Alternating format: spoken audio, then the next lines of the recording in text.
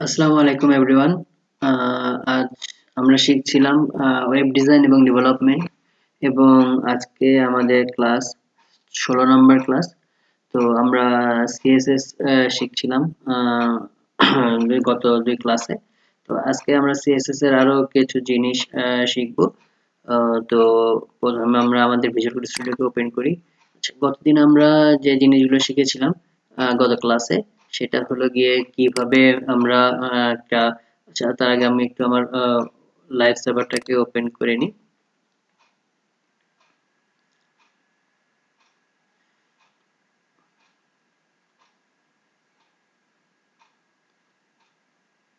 ওকে। তো আমরা গতদিন শিখেছিলাম যে কিভাবে আমরা একটা টেক্সটকে কালার করতে পারবো। তারপরে আমরা টেক্সটের চারিপাশে একটা বক্স নিতে পারবো, এবং সেটাকে আমরা চাইলে কতটা মোটা, চিকন এগুলো করতে পারবো। এবং এর ভিতরে আমরা ব্যাকগ্রাউন্ডকে কিভাবে কালার করতে পারবো, এগুলো আমরা শিখেছিলাম। তো আজকে আমরা যেটা শিখবো সেটা হলো গিয়ে মার্জিন। ওকে।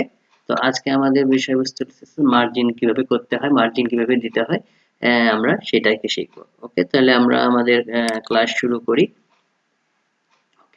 তো আমরা প্রথমে স্টাইলার সিএসএস এ গেলাম। আচ্ছা, এখানে আমাদের কালার গুলো দেওয়া আছে। আমরা একটু এটা আমাদের দেখার সৌন্দর্যের কারণে আমরা একটু এখানে এগুলোকে কম করে দিই, মনে করেন এটা দিলাম। ওকে। আচ্ছা, এখন হলো গিয়ে আমরা আমাদের এটা আসলে ওকে। এখন আমাদেরকে যদি মার্জিন নিতে হয়, মার্জিন, তাহলে মার্জিনকে আমাদেরকে কল করতে হবে। বা আমাদেরকে নিতে হবে হলো গিয়ে মার্জিন প্রপার্টি নিতে হবে।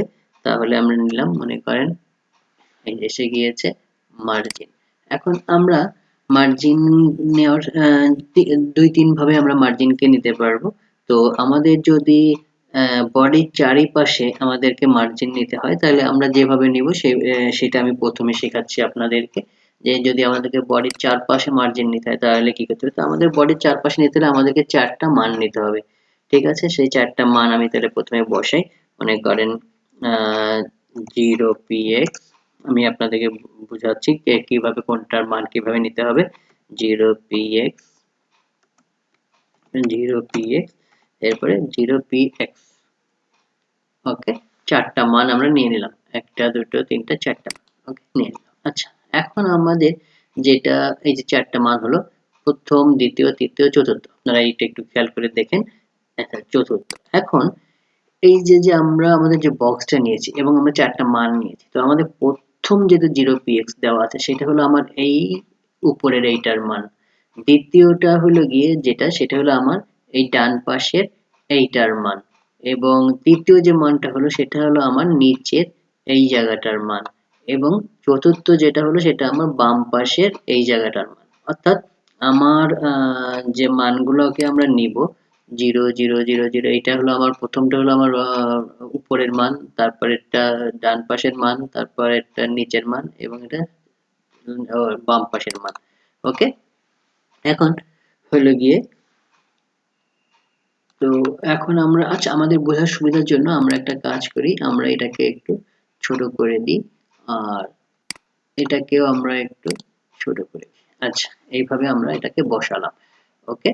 এখন কি করতে হবে, আমরা এইভাবে আমাদেরকে চারটা মান নিতে হবে। ওকে।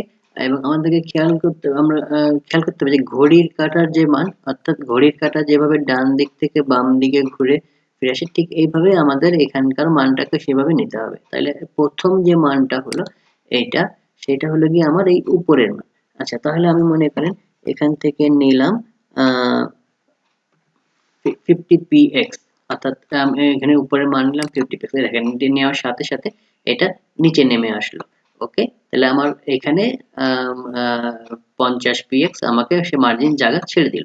আচ্ছা, এখন যে মান সেটা হলো আমার এই এই পাশে এইটার মান। ঠিক আছে, তাহলে মনে করেন এখানেও আমি নিলাম 50px। ওকে, এই দেখেন এখানে জায়গা ছেড়ে দিয়েছে। ঠিক আছে। আচ্ছা, এরপরে যেটা আমরা নিব সেটা হলো গিয়ে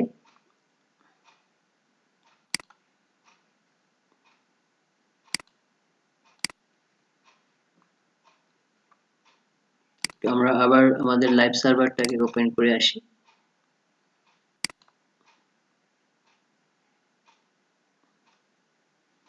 ওকে,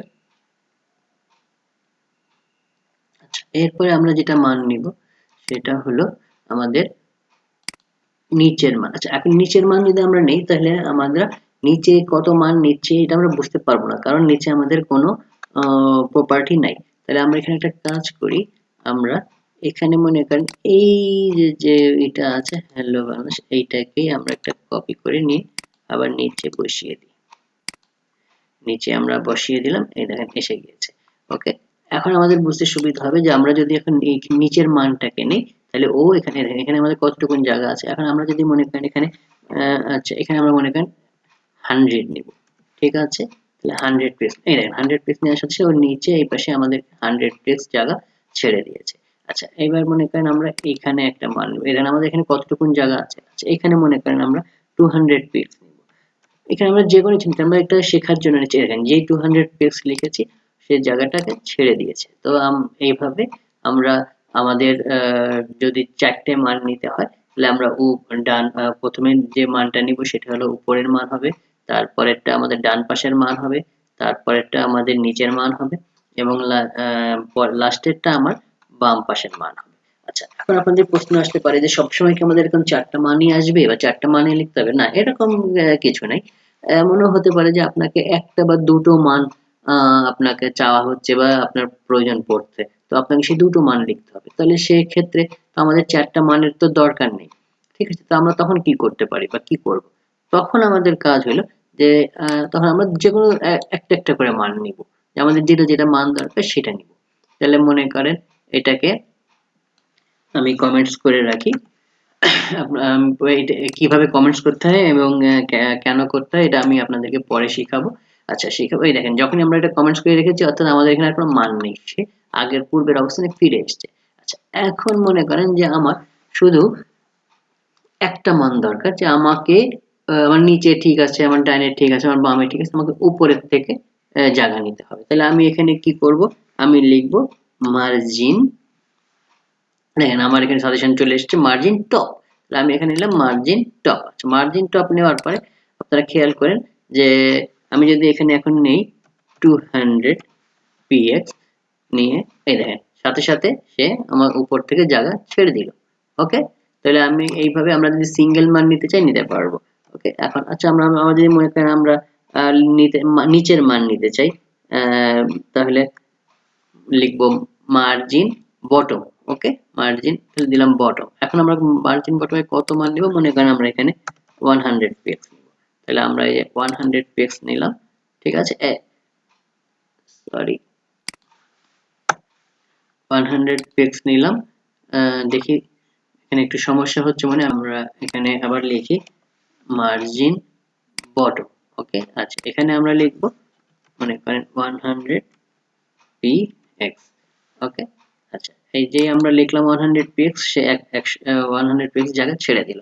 তাহলে আমরা আমাদের যদি চারটা মানের প্রয়োজন না পড়ে, আমাদের যদি একটা বা দুইটা মানের প্রয়োজন পড়ে, তাহলে আমরা সেভাবেও আমরা এইভাবে মান নিতে পারবো। তখন আমাদেরকে আর ওইভাবে মানে 0px 0px লিখে বা ওইভাবে একসাথে চারটা মানের দরকার পড়বে না। আমরা এইভাবে margin top, margin bottom, margin right, margin left, এভাবে আমরা চাইলেই চারটা মান নিতে পারবো। আচ্ছা আবার আরেকভাবে আমরা মান নিতে পারবো, মনে করেন যে আমাদের সব দিক থেকে সমান মানের দরকার, এটাকেও আমরা কমেন্টস করে দিই। সব দিক থেকে আমাদের সমান মানের দরকার, অর্থাৎ আমাদের উপরের থেকেও 50 পিএক্স দরকার, নিচের থেকেও 50 পিএক্স দরকার, ডান থেকেও 50 পিএক্স, বাম থেকেও 50 পিএক্স দরকার। অর্থাৎ তাহলে আমাদেরকে এখানে একটা মান নিলে হচ্ছে, তাই না? তাহলে আমরা তখন কি করতে পারি, এখানে আমরা তখন লিখতে পারি মনে করেন মার্জিন লিখলাম, মার্জিন লেখার পরে মনে করেন আমাদের সব দিক থেকে 100 পিএক্স মান নিতে হবে। তাহলে আমরা এখানে যদি লিখি 100 পিএক্স, এই দেখেন তাহলে সে কি করলো, চারিপাশ থেকে অর্থাৎ উপর থেকে, নিচ থেকে, ডান থেকে, বাম থেকে, চারিপাশ থেকে 100 পিএক্স করে আমাকে জায়গা ছেড়ে দিল।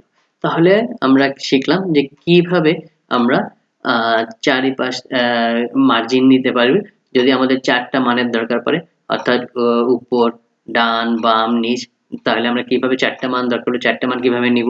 যদি আমাদের সিঙ্গেল মান নিতে হয় কোনো একটা বিশেষ জায়গার উপরের অথবা নিচের, তাহলে সেইভাবে আমরা শিখলাম যে সেভাবে কি মান নিতে পারবো।